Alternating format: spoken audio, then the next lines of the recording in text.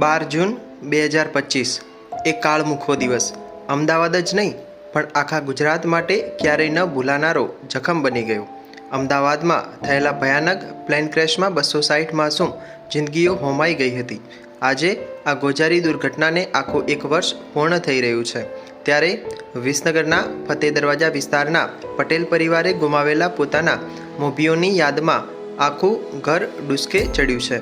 દીકરાઓએ London ફરવા બોલાવ્યા હતા પણ મા બાપ કાળના પંજામાં હોમાઈ ગયા. આજે 1 વર્ષે પણ દીકરાઓ પૂછી રહ્યા છે, ભગવાન અમારી સાથે જ કેમ આવું કર્યું? તો દીકરાઓ સાથે વાતચીતમાં તેમણે જણાવ્યું કે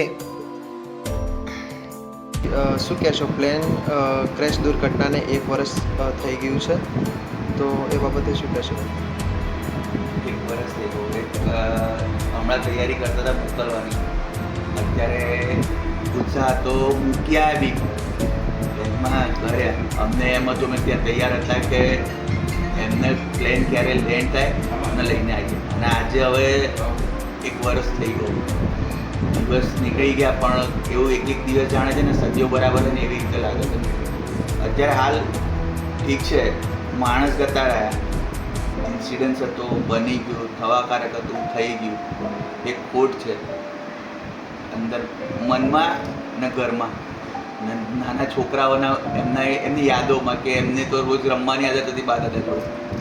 તો એ જગ્યા પૂરા છે કે નહીં પૂરા એનો કોઈ સવાલ જ નથી, એનો કોઈ જવાબ જ નથી. એક સવાલ હંમેશા છે અને રહેશે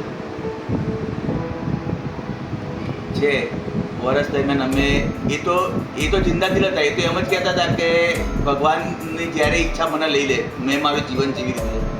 અમે ખાલી એક મોકો ચૂકી ગયા કે છોકરા તરીકે અમારો આખી જિંદગીને એક વસ્તુ કે જે મા બાપે એક નાનામાં નાની 3000ની મિલની નોકરીથી અમને લંડનમાં સેટ થવા સુધીની સફર પૂરી કરી આપી. એમની સેવા કરવાનો જ્યારે મોકો આવ્યો ને ત્યારે અમારા જોડેથી મા બાપનો હાથ જ જતો. એમની જે અમે માગતા હતા કે જે એમણે અમને બતાવ્યું ને એ અમે એમને બતાવ્યું. બસ એમની તો કોઈ ઈચ્છા બાકી રહ્યો એવું અમને યાદ નહીં. ઈચ્છા તો કદાચ અમારી જ અધૂરી રહી ગઈ કે એમની સેવા રહી ગઈ.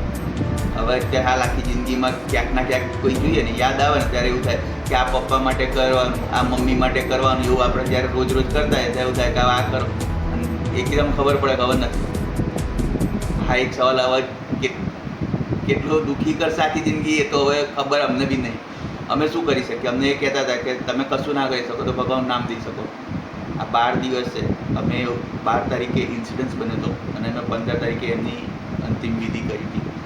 અમે એ જ અનુલક્ષીને 12, 13, 14 ને 15 4 દિવસ અલગ અલગ ધાર્મિક કાર્યક્રમનું આયોજન કર્યું. 12 તારીખે અમે ભજન સંધ્યા રાખી છે. 13 તારીખે અમે સુંદરકાંડનો પાઠ રાખ્યો છે. પપ્પા શનિવાર નાના હતા ત્યારથી દર શનિવાર કરતા હતા, તો સુંદરકાંડનો પાઠ. મમ્મી આનંદનો ગરબો દર નવરાત્રિ કરતા ને એમને ગમતો.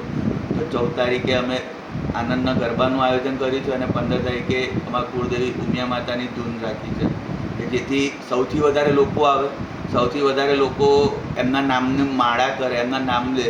અને ક્યાં છે તો આપણને ખબર નહીં પણ ભગવાનના તો ખબર છે ને.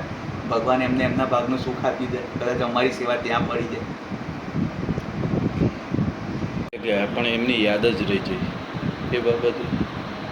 યાદ તો જીવનના છેલ્લા શ્વાસ સુધી રહેશે. કારણ કે કેવું છે કે મા બાપ અમારી માટે એ વસ્તુ હતા કે કદાચ 100 વર્ષે બી ગયા હોત તો અમારી માટે એ 100 વર્ષે પણ અમે એમ જ કહેત કે હજુ એમની માટેનું બધું બાકી રહી ગયું છે, કરી નથી શક્યા. આ જ છે કે એમને જે સિચ્યુએશનમાં અમને મોટા કર્યા હતા અને અમને જે એજ્યુકેશન પ્રોવાઈડ કર્યું કે જે લાઈફ સેટલમેન્ટમાં મદદ કરી એ સેવા કરવાનો મોકો અધૂરો રહી ગયો છે.